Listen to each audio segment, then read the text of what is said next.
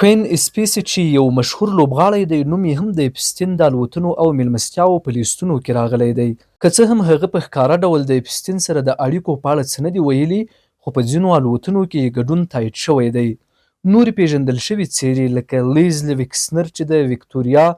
سیکرټ د نښې مالک دی، نومونه یې هم د اپسټین د لوکس الوتنو په لیست کې لیدل کیږي. خو ټولو دا رد کړي چې هغوی دې ټاپو ته تللي وي او یا د اپسټین له فعالیتونو خبر وو. سره له دې ډیر خلک شک لري چې څنګه یو څوک کولی شي تر دې کچې له بل چا سره نږدې وي، خو بیا هم د هغه له کړنو هیڅ خبر ونه لري. لا عجیبه دا ده چې د نامعلومو لاملونو له کبله دې ټولو کسانو په یو پړاو کې له اپسټین سره خپلې اړیکې پرې کړې.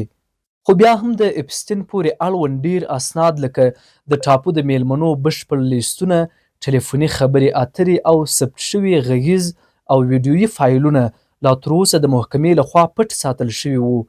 خو بیا هم د اپسټین پورې اړوند ډیر اسناد لکه د ټاپو د میلمنو بشپړ لیستونه، ټلیفوني خبرې اترې او ثبت شوي غږیز او ویډیويي فایلونه لا تر اوسه د محکمې لخوا پټ ساتل شوي دي. سره له دې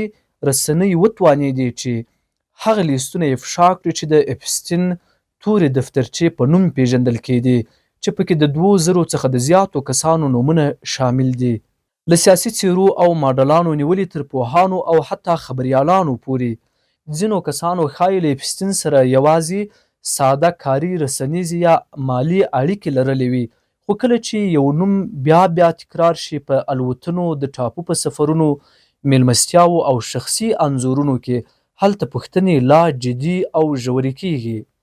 او بالاخره په 2019 کال کې د اپسټین قضیه بیا پرانستل شوه، دا ځل نه په فلوریډا کې بلکې په نیویارک کې، او نه د یو سپک تور په توګه بلکې د فدرالي کچې د انسان د جنسي قاچاق په تور. اف بی آی د هغه کور په بشپړ ډول تالاشي کړ او هغه څه چې وموندل شول حیرانونکي او ټکان ورکوونکي وو. د کم عمره نجونو زرګونه انځورونه، د پټو کامرو ویډیوګانې چې د کورونو په بیلابیلو ځایونو کې نصب شوي وي، او دا هم نه وه معلومه چې دا کورونه چیرته موقعیت لري. د جعلي نومونو سره بهرني پاسپورټونه، د بیلابیلو اسعارو په بڼه ډیرې نغدې پیسې، او په پای کې هغه دفترچه چې د اپسټین تورې دفترچې په نوم مشهوره شوه او پکې د نامتو کسانو نومونه ثبت وو. اپسټین ونیول شو او زندان ته ولېږدول شو، او هممهاله د دې قضیې د همکار او ملګري په توګه د بل کس نوم هم مطرح شو،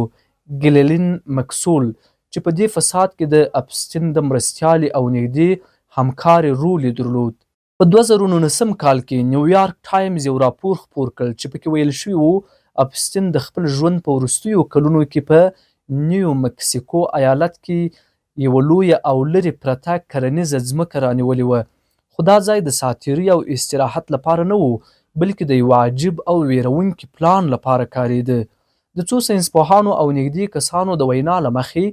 اپسټین غوښتل لږ تر لږه 100 ښځې په دغه فارم کې امیندوارې کړي، څو داسې ماشومان وزیږوي چې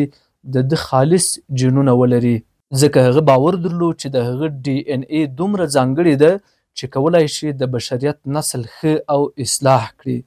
دا عجیبه طرحه د اپسټین د اصلاح نژاد او فرانساني پالنې له باورونو څخه سرچینه اخیستې وه. خو د اپسټین لیونۍ کړنې همدلته پای ته نه رسېږي. هغه حتی ځینو کسانو ته ویلي وو چې له مرګه وروسته غواړي خپل سر او تناسلي غړي منجمد کړي، ځکه باور یې درلود چې ساینس به یوه ورځ دومره پرمختګ وکړي چې وکولی شي د ده د بدن دا برخې په یوه نوي بدن کې بیرته راژوندۍ کړي.